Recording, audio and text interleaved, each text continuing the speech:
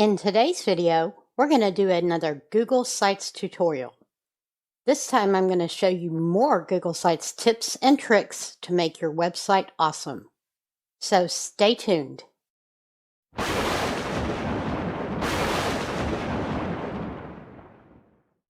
I've done many Google Sites tutorials before. If you have not seen them and want to know how to get started, I'll drop a link to that playlist in the description so that you can go back and watch the other videos on Google Sites. In today's video, I'm going to show you several different things. I'm going to show you how to add a logo, how to add a footer, how to add collapsible text, how to add a table of contents, how to add sound, and how to add an image slideshow. Because this video is going to be kind of long, I'm going to make sure and put markers down in the description. So if you're watching this on YouTube, you can just go to the thing you're interested in the description, click the timestamp, and go straight to it. So let's get started. The first one we're going to do is add a logo. If you want to add a logo to your Google site, you just go up here to the top, and when you get up to the top, this Add a Logo will show up. You'll click Add, and then you're going to either select one that you already have, or you can upload one. I'm going to click Upload, and I'm going to add this little arrow just to be silly. Click Open, and now you can see my logo is up here at the top. I can either leave it white like this, or I can change it to black so that it stands out more. If you want to edit the logo at any time, you just go back up here and click on that. You can also add an alt text for people who can't see the pictures. Now the next thing we're going to do is add a footer. To do this, you can be on any page and you can go all the way to the bottom, and when you get down here, this little button will pop up that says Add Footer. You just click, and you can add whatever you want into this footer and it will copy over to every page. I just added my name and my website. I changed the size to subheading. I'm going to center it. I can add a link. And if you want another row of text down here, as long as you're working in the footer, you just click Text, and it'll let you add another row. Just like with the rest of the text, you can resize it, and then grab it and move it around to wherever you like. Once you're done working in the footer, you can click on the page above it, and there it is. To edit it again, you just go right down here. We're going to go into preview mode, go to computer, and now you can see the footer down here at the bottom, and no matter what page we go on, it has that same footer down here. So the footer is something that will go all the way across your site. Another thing I want to add to this video that I didn't mention at the top is how to change the navigation. The navigation right now we have is on top. So when you go and look at it, you see it across the top up here, but we're going to change that. If you go over here up into navigation settings, click that, you just go down and hit side navigation. Now when you go into preview, instead of having the navigation up here on the top, you have this little menu over here, which is probably familiar to you if you use a cell phone. They can click that and access the navigation from there.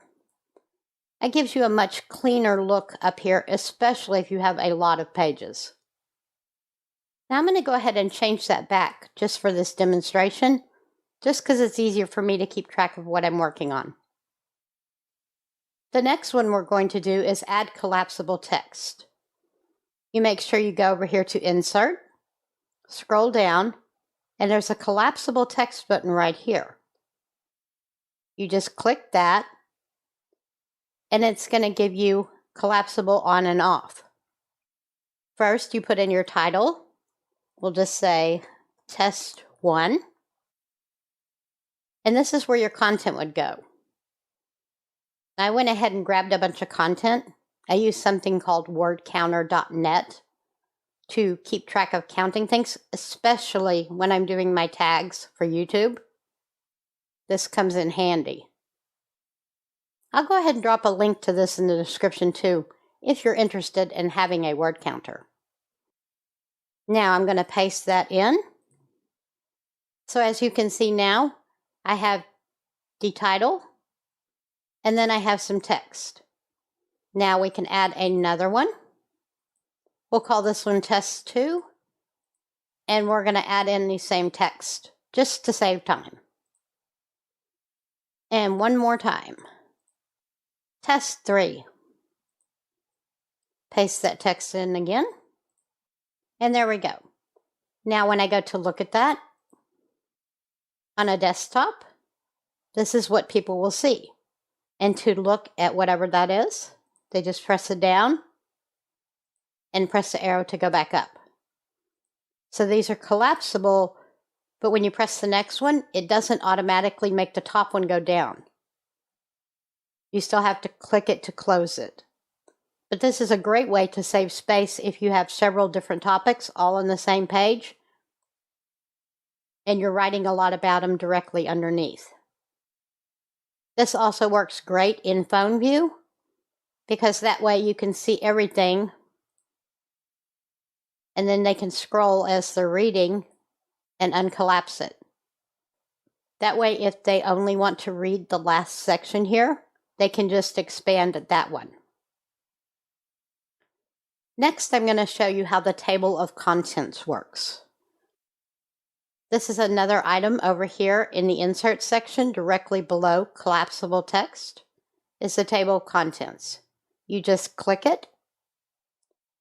As you add headings throughout the page, it's going to automatically make a table of contents through the top. This is great if you're making a really long article. Let me give you a demonstration. Now that this is up here, I can hit text. Let's say I'm going to say best dog ever. Now I want to make that into a heading. Click enter. Okay, and now I have the best dog ever, and I put the best dog is a Papillon. I will not apologize for my opinion. Now, I add another text box. I put best cat ever. I make sure to highlight that and make it a heading. I can hit enter and write everything I want about the best cat ever. And I put the best cat ever is a Maine Coon because it's huge. And the third one I'm going to put in is best bird ever. So I highlight that, make it a heading, hit enter, and I put the best bird ever is a cockatoo. They are awesome dancers. Now that I've got several things in there, I'll go ahead and go up to preview. As you can see on the phone, you can go directly to that. It does make a point to tell you that clicking links is not available in preview mode. But once you publish this, that will be available. You can scroll down and see. These do become links that will go to each section. So if you're doing a really long post and you want to use a table of contents so people could jump down through it, you just need to put a heading and then the information and then a heading. Every heading will automatically become a link in the table of contents, just not on the preview version. The next thing I'm going to show you is how to add sound. Now, if you create music or if you create podcasts or something like that, and you want to add them to your Google site, this is how you would do it. First, you're going to want to go to your Google Drive and upload a sound. Now, I have one here that's just a song for demo purposes. But you're not going to add this the same way you would normal things through Google Drive with this button over here.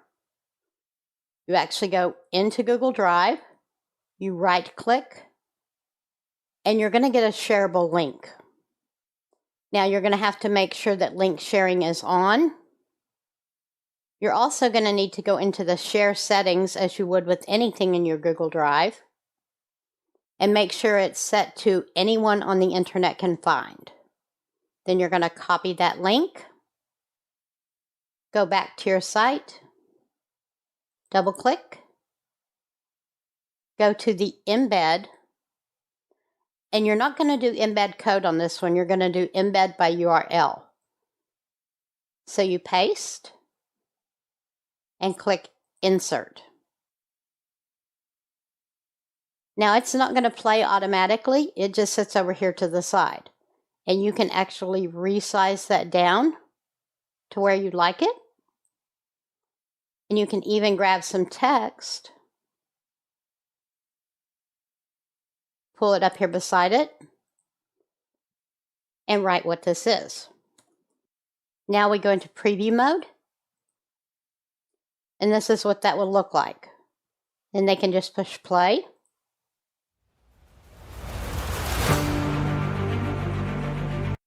And it starts playing. If you have a podcast or music, you just keep following the same way. You double click, hit embed, put in that link, size it down to what you want it. And there you go. That would be podcast number 1 and podcast number 2. And you could put complete descriptions by here. In fact, if you wanted to, you could actually take the collapsible text, put podcast 1, and you could do your show notes directly in there. So when they come up, they see podcast 1, you could have the name of the podcast, and if they click this, you could put the show notes. Now the last thing we're going to do is an image slideshow or a carousel. That's another one of these down here on the side. You go to Insert, click Image Carousel, and then you're going to insert images. You click Add Image, and you can either upload them or you can select an image. I'm going to go to Select. I'm going to grab some from my Google Drive, which I already put in there. Go into Demo, and I'm going to select all of these and hit Select. Now while those are uploading, you can go up here to the settings. You can either show the dots that go below the pictures or not, and you can have it auto start. And then click Insert. Now I have learned from experience that it is best if all of these images are the same size.